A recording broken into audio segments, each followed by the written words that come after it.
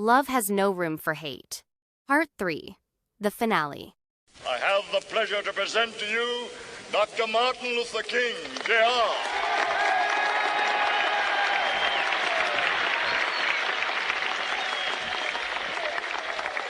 I am happy to join with you today in what will go down in history as the greatest demonstration for freedom in the history of our nation.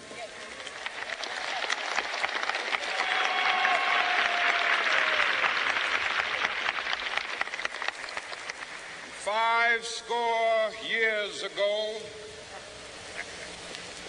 a great American in whose symbolic shadow we stand today signed the Emancipation Proclamation.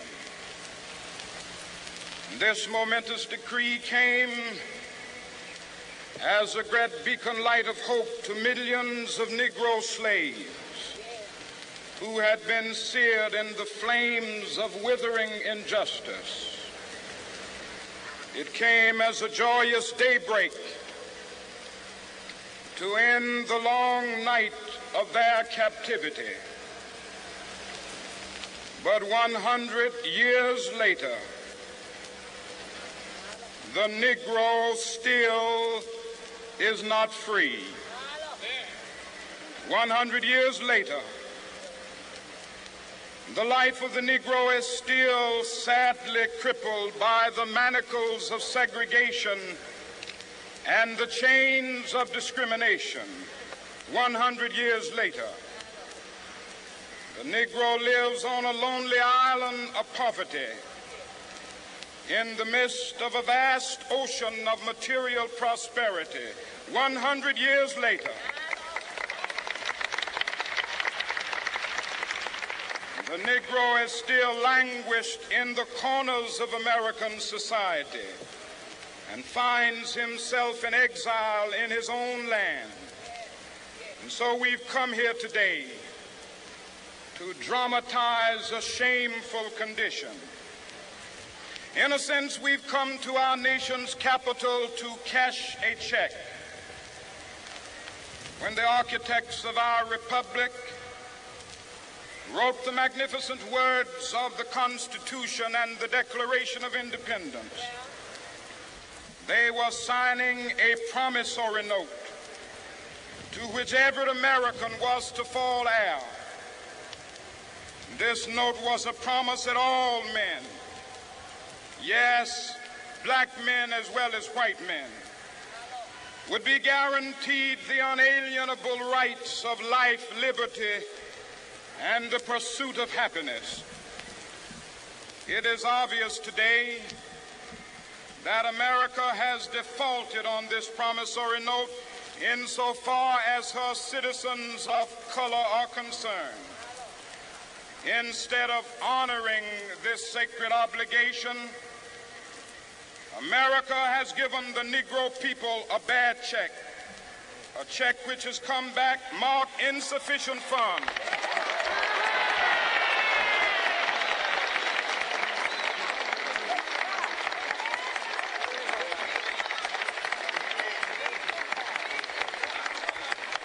But we refuse to believe that the Bank of Justice is bankrupt.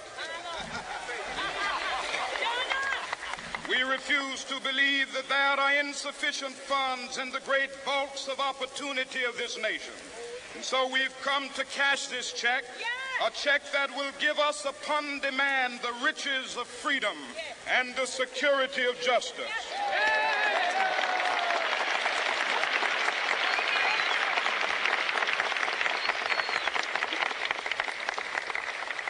We have also come to this hallowed spot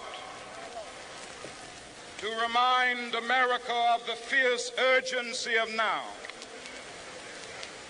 This is no time to engage in the luxury of cooling off or to take the tranquilizing drug of gradualism.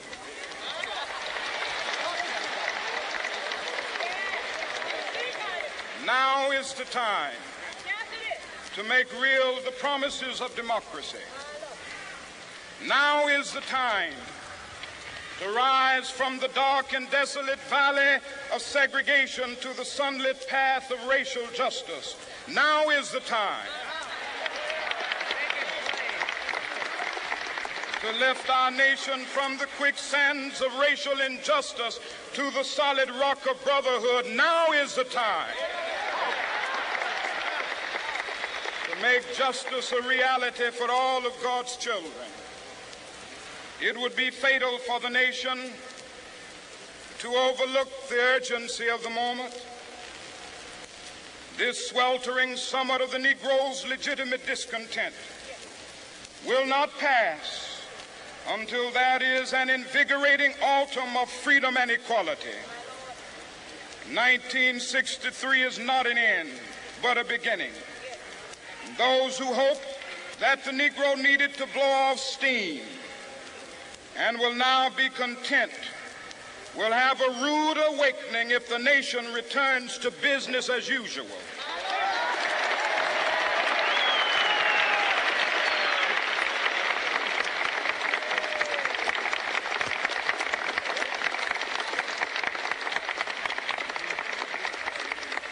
There will be neither rest nor tranquility in America until the Negro is granted his citizenship rights. The whirlwinds of revolt will continue to shake the foundations of our nation until the bright day of justice emerges. But that is something that I must say to my people who stand on the warm threshold which leads into the palace of justice.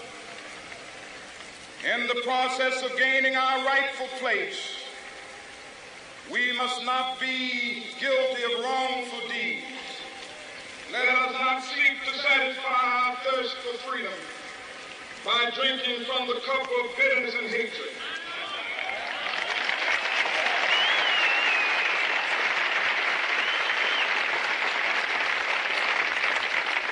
We must forever conduct our struggle on the high plane of dignity and discipline. We must not allow our creative protest to degenerate into physical violence. Again and again, we must rise to the majestic heights of meeting physical force with soul force.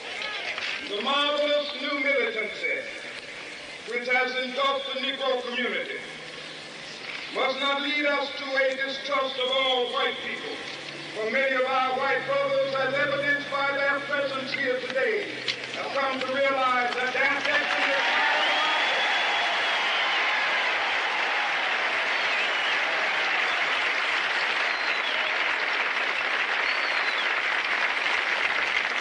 they have come to realize that their freedom is inextricably bound to our freedom.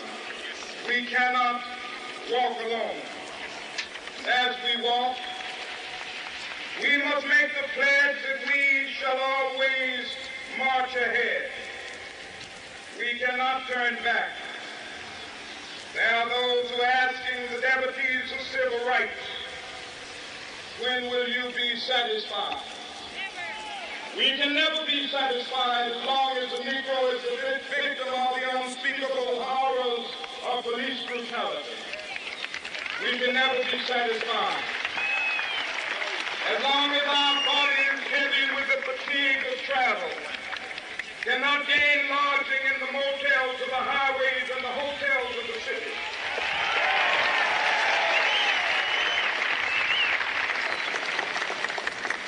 We cannot be satisfied as long as a Negro in Mississippi cannot vote and a Negro in New York believes he has nothing for which to vote.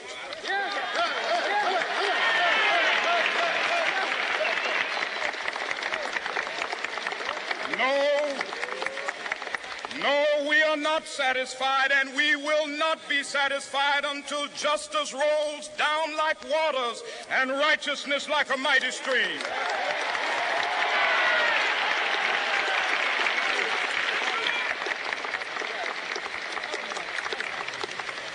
I am not unmindful that some of you have come here out of great trials and tribulations.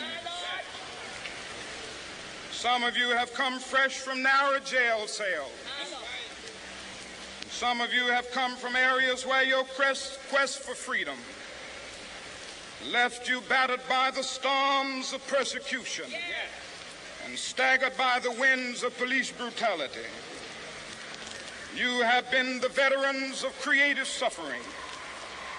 Continue to work with the faith that unearned suffering is redemptive. Go back to Mississippi. Go back to Alabama, go back to South Carolina, go back to Georgia, go back to Louisiana, go back to the slums and ghettos of our northern cities, knowing that somehow this situation can and will be changed. Let us not wallow in the valley of despair. I say to you today, my friends,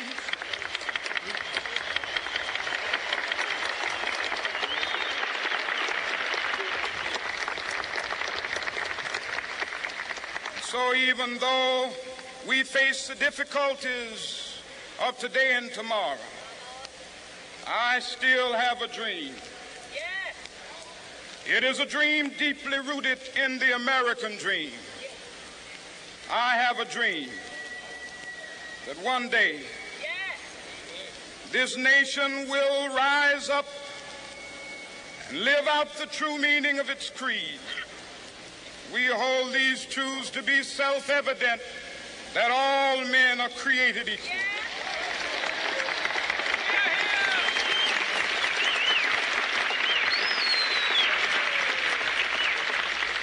I have a dream that one day on the red hills of Georgia, the sons of former slaves and the sons of former slave owners will be able to sit down together at the table of brotherhood. I have a dream that one day, even the state of Mississippi, a state sweltering with the heat of injustice, sweltering with the heat of oppression, will be transformed into an oasis of freedom and justice. I have a dream that my 4 little children will one day live in a nation where they will not be judged by the color of their skin, but by the content of their character. I have a dream today.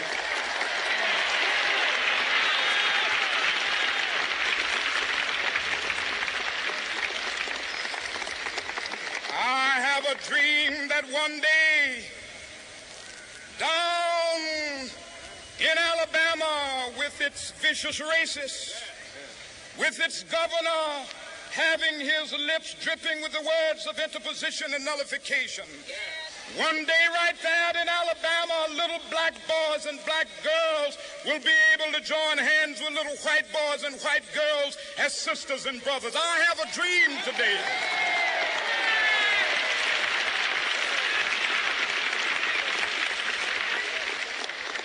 I have a dream that one day every valley shall be exalted, and every hill and mountain shall be made low. The rough places will be made plain, and the crooked places will be made straight. And the glory of the Lord shall be revealed, and all flesh shall see it together. This is our hope. This is a faith that I go back to the South with. With this faith, we will be able to hew out of the mountain of despair a stone of hope. With this faith, we will be able to transform the jangling discords of our nation into a beautiful symphony of brotherhood. With this faith, we will be able to work together, to pray together, to struggle together, to go to jail together, to stand up for freedom together, knowing that we will be free one day. This will be the day.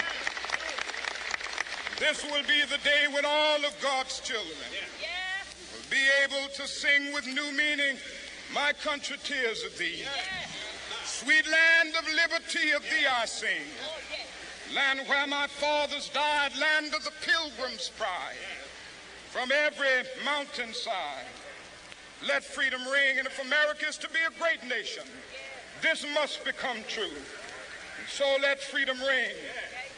From the prodigious hilltops of New Hampshire, let freedom ring. From the mighty mountains of New York, let freedom ring from the heightening Alleghenies of Pennsylvania. Let freedom ring from the snow-capped Rockies of Colorado.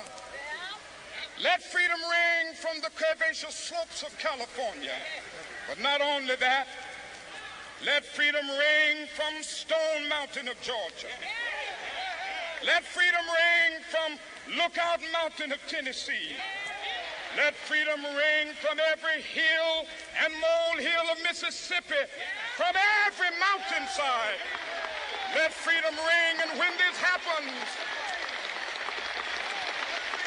when we allow freedom ring, when we let it ring from every village and every hamlet, from every state and every city, we will be able to speed up that day when all of God's children, black men and white men, Jews and Gentiles, Protestants and Catholics, will be able to join hands and sing in the words of the old Negro spiritual, free at last, free at last.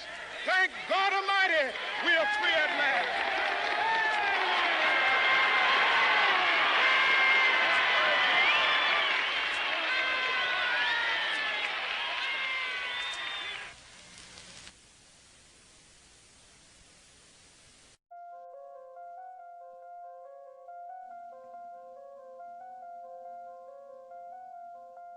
By now, you've just heard one of the most powerful speeches ever delivered on American soil.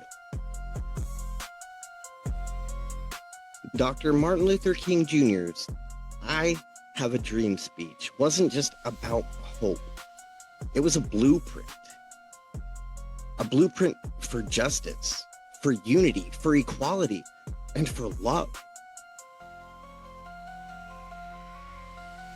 But if that was the blueprint, what the fuck have we been building? Pardon my French.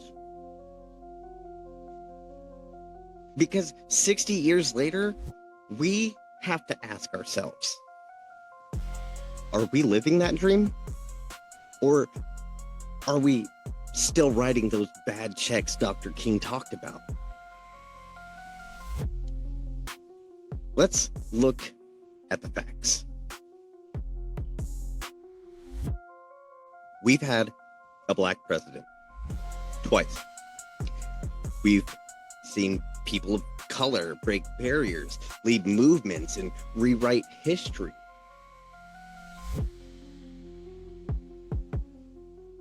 But we've also seen George Floyd. We've seen Breonna Taylor. We've seen Ahmaud Arbery. We've seen a church in Charleston turn into a funeral. We've seen nooses hanging in trees in 2023. We've seen Confederate flags in the U.S. Capitol. And we've seen people look at all of that and still have the nerve to say, there's no racism anymore. As if hate just packed a bag one day and left. We're living in a country where the same systems Dr. King marched against are still operating. They just have new names and updated business models. Redlining didn't vanish, it evolved. Mass incarceration didn't disappear, it became privatized. Voter suppression didn't die, it just got dressed in a suit and called election security. The dream hasn't died, but it's been bruised, beaten, mocked, exploited. It's been turned into a soundbite by people who don't even believe in it. And here's what I need every listener to understand. Dr. King's dream was not just his. It's ours now. And if we're not doing the work to live it out, then we're letting it rot. And we're letting him down.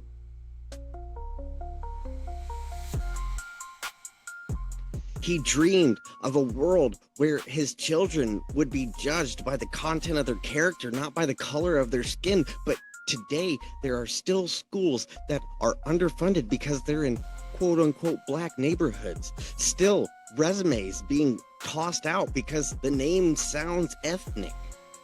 Still, people who hear the words Black Lives Matter and respond with All Lives Matter, as if that's a damn point. So where are we, America? Are we closer to that mountaintop that Dr. King saw? Or did we just decide to build a resort at the bottom and decide climbing was too hard?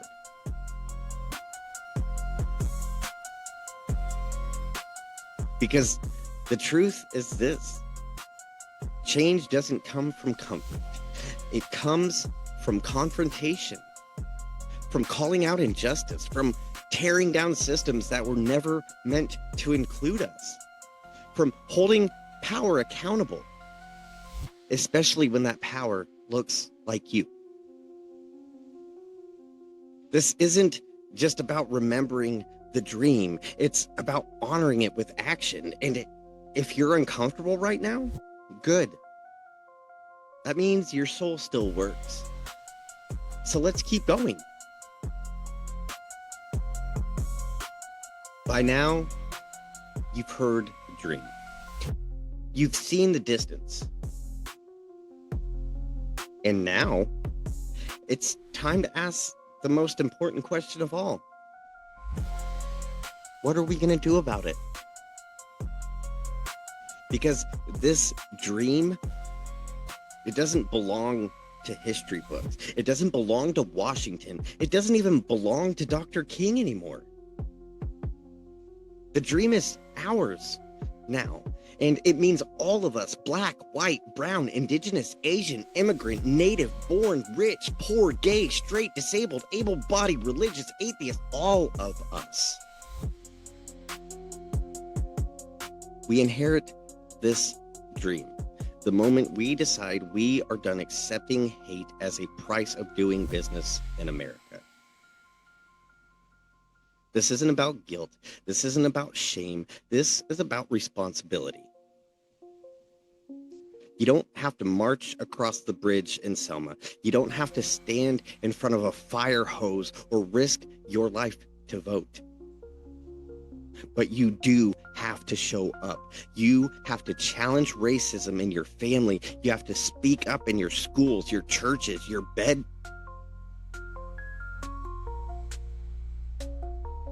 your boardrooms. You have to vote for people who actually give a damn about equity. You have to stop tolerating silence when you know you should be the one speaking. Because silence is complicity. Neutrality is a choice, and comfort is the enemy of progress. There are going to be people who hear all three parts of this episode and say, "Why are you stirring the pot, Kyle?"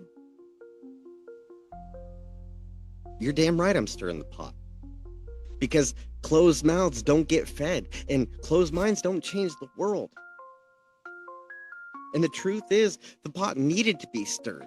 It's been sitting on the back burner for too long. People pretending it doesn't boil when the heat keeps rising underneath. But if you're still with me right now,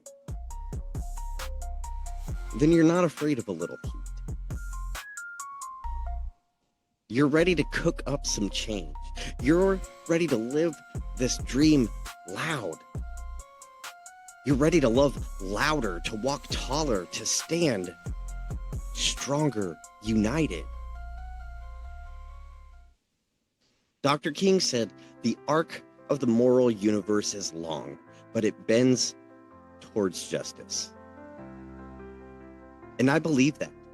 But I also believe we are the ones who have to bend it. So let's bend it together. With every vote, every protest, every conversation, every act of love that defies hate. The dream is not dead. It's waiting for you, for us, for now. This was part 3 of Love Has No Room for Hate. And from my heart to yours, thank you for walking through this journey with me. I know that it wasn't easy. I know it was hard. And some of the things that you had to hear probably hit you in the chest. But do me a favor. Let's take what we've heard and turn it into what we do. Because love is louder than hate. And it always will be.